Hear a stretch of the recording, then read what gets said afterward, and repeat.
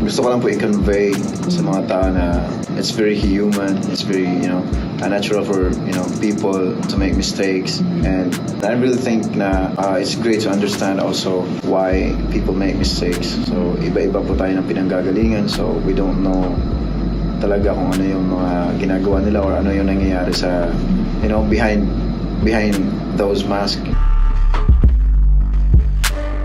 The easiest na ginawa ko is probably sloth, yung easiest, and the hardest is ache. Kasi, to tell you honestly, yung ache, mailabas ko yung emotion talaga. I cried. Talagang fineel ko ni-feel ko yung lyrics and yung feelings ng kanta. That's why may mga voice cracks ako doon. And retain po namin siya sa song kahit mga voice crack siya and wala siya sa tono, but it's okay kasi yung rawness nung kanta is, yun po yung nagbibigay ng ganda. And talagang literal po na talagang lumuha ako doon while kinakanta ko yung A. While recording the song. Kaya yung pinakamahirap talagang nakakapaos talaga siya kasi mataas siya. It's not po yung easiest para po sa akin. Kasi medyo bouncy lang siya and mabilis lang siya sabayan unlike Ache na hindi siya praktisado eh. Kung nag-resonate, I think Ache, but yung pinaka-favorite sa album is yung Folks. Kasi mahilig po ako sa metal na genre, so yeah. Pinakamahirap po siguro na part is minsan po kasi nagsusulat po ako ng kanta while we're on tour.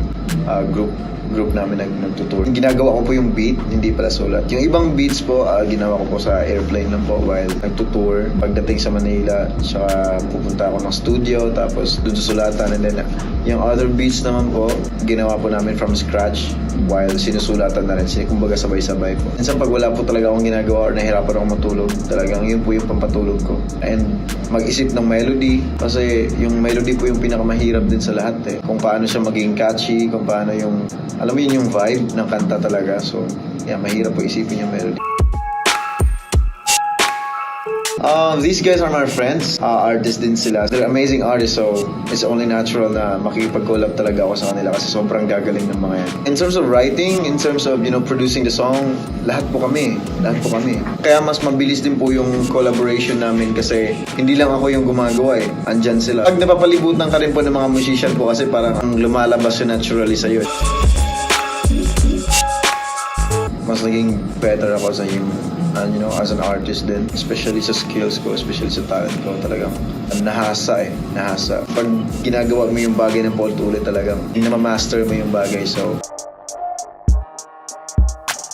I'm just really proud of being a Bisaya. That's why meron akong mga Bisaya songs talaga. I think it's about time kasi Bisaya is a beautiful dialect, beautiful language. Let's make more Bisaya songs. And ayun, I just wanna, gusto ko lang talaga i-shout. I'm just really proud and to be proud of themselves too. Kahit saan po kayo nanggaling, just be proud of yourself. Kung ano man status nyo sa buhay, be proud of yourself.